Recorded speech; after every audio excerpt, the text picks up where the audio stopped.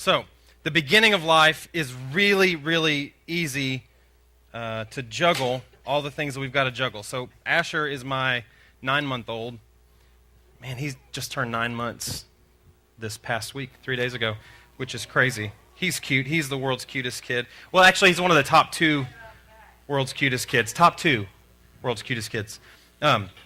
So, Asher's job right now, though, in life is to do 3 things: eat, sleep, and poop. Those are the 3 things that he has to worry about right now. And he's been sick, so he has got the pooping thing down like crazy. I mean, there have been poo explosions. It's amazing. Did you know, I'm going to just talk about this for a second. Did you know if you're wearing a diaper, you can explode poo actually to shoot out the back, onto your back, and not actually get any on your behind? This is possible. We have recently changed a diaper. I'm like, where is the poo? I smell it. It's on my hands from touching you. Where?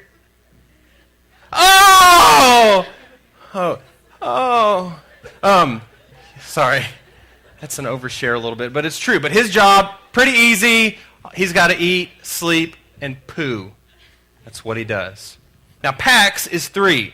So Pax, he has to do a little bit more. Pax has started going to preschool, right? So Pax, we've got an apple, represents going to preschool. I guess I don't know. You're supposed to bring your teacher an apple. That's what they used to do back in the day. And I guess it gets you points because teachers like apples more than normal people. I don't know. I've never understood why to bring. Does anybody know why do you bring your teacher an apple?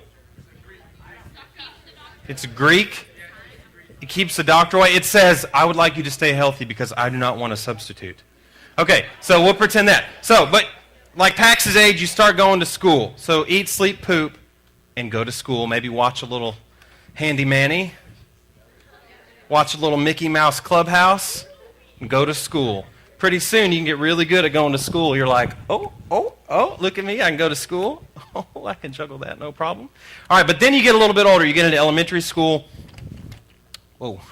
And you might start playing sports. Okay, so you're going to school, you're eating, sleeping, and pooping. I'm not going to juggle anything that represents that because that would be gross. I thought about bringing a dirty diaper, but that's disgusting. So, you got school, you got some sports. You're just pretty easy. You can switch hands. Look at that. No big deal.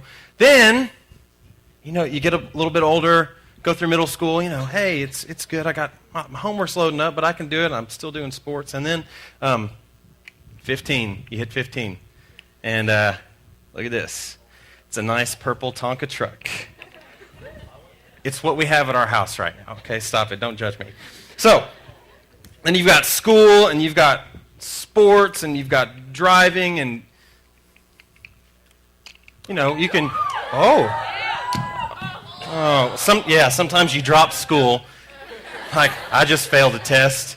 That's okay, because it's fine. You can figure it out.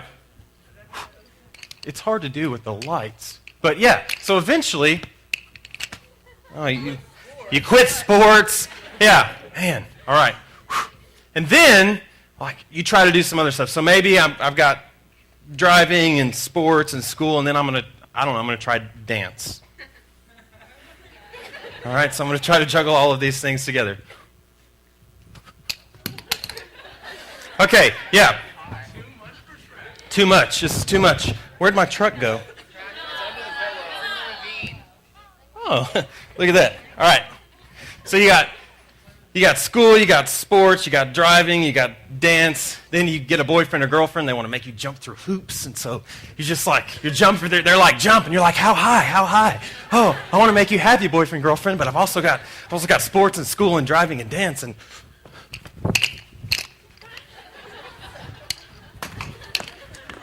I can do it. No, it can happen. I can do it. I can juggle it all. I can do it all. I can do it all. Whoo. That's why I brought 2 things to school. Okay, here we go. Woo. Yeah, and then you got college applications. So you got all this stuff. You're running around in circles trying to do college applications and hang on, I'm a little dizzy. Heart rate's elevated.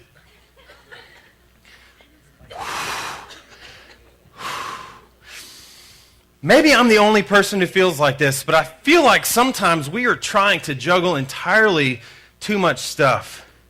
And we are living life at a completely unsustainable pace. And we are running around like crazy. And there's not enough time to do all the things we need to do. My face is actually, I really am out of breath. Hang on.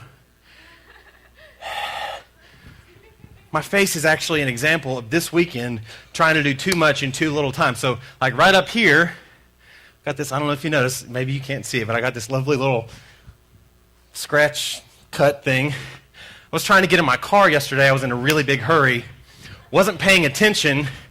I sat in the car really fast. The visor was down just a little bit. So I sat in and sprung forward and bam! Hit my head on the visor. And I yelled, ow, and Amanda was like, what? What is it? I was like, oh, I'm fine. I hit my head on the visor. And then later on, she saw me and she was like, oh, you really hit your head on the visor. And I was like, yeah. And then I noticed this morning when I got here, I was trying to shave really fast, and so I was just like, and because I was in a big hurry, and so I've got razor burn on my lip, and then I'm stressed out about it all, and all the things I have to do, and I got this huge gargantuan pimple popping up right here. I'm 31 years old. There's no hope for you. If you think you're ever going to get to a point where they're gone, it's not going to happen. It's a curse for life.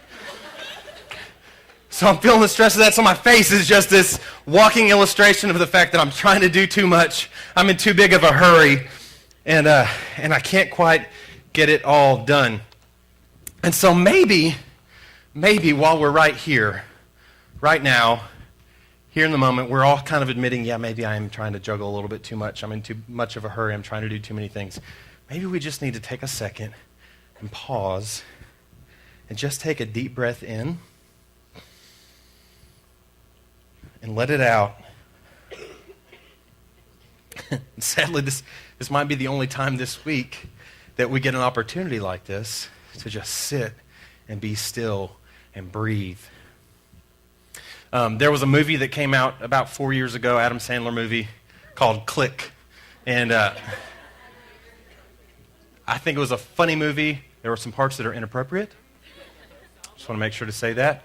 But I think it's a really good illustration. I'm going to play the trailer of Click in case you haven't seen it.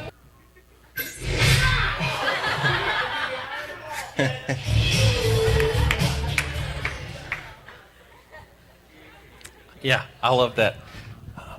Have there been times where you have really wanted to have something like that?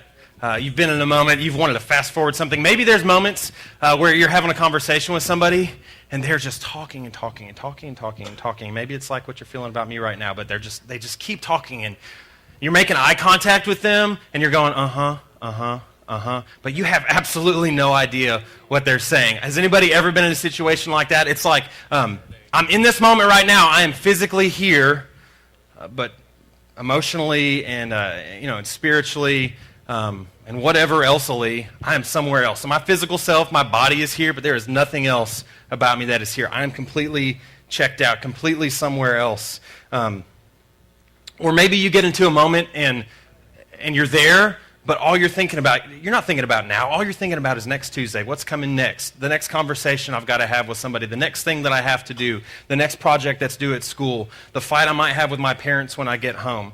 You're just constantly thinking about something else, something that's coming next.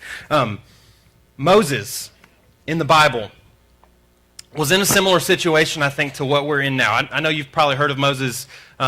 He's the guy that got the 10 Commandments. He parted the Red Sea. This is just a goofy picture. Moses parting his hair. I think it's funny, and you can make fun of me because I think it's funny, but that's fine because look at it. It's really funny.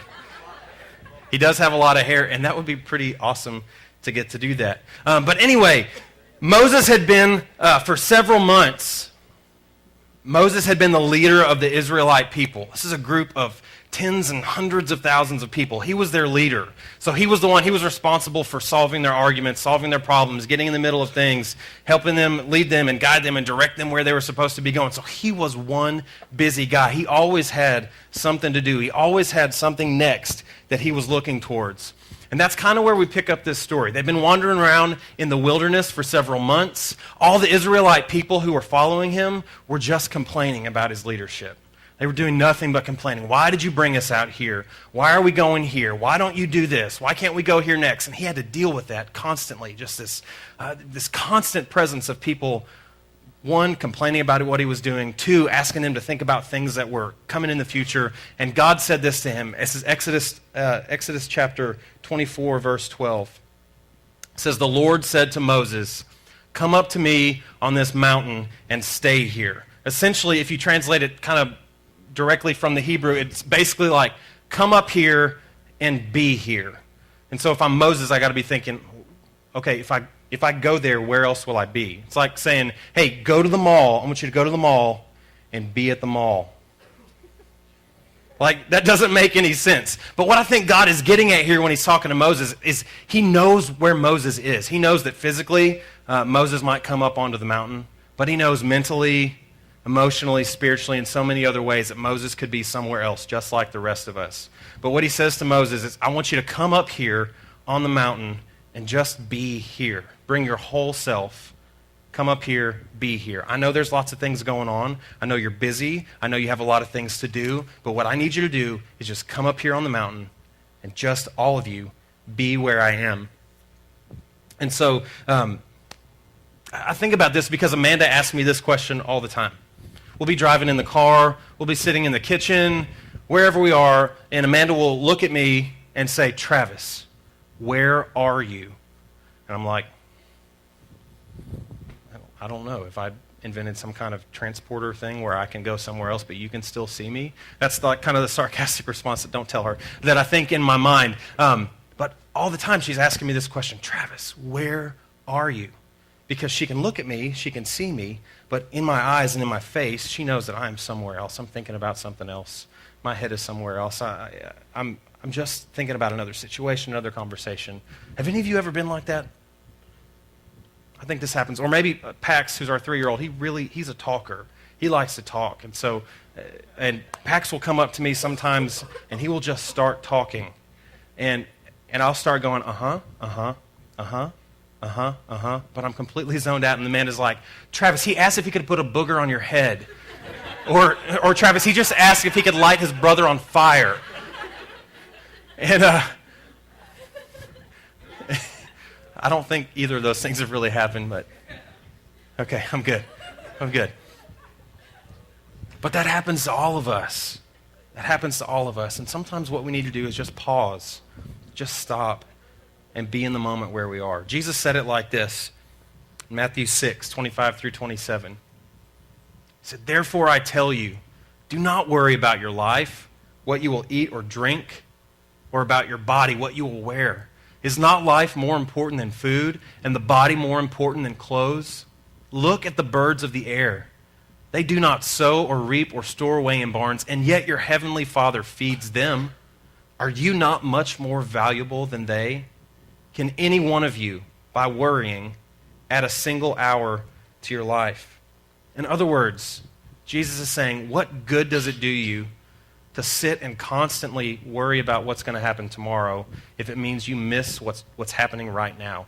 What good is it if you just think about what's going to happen later if you miss me in this moment right now? That's what Jesus says to us.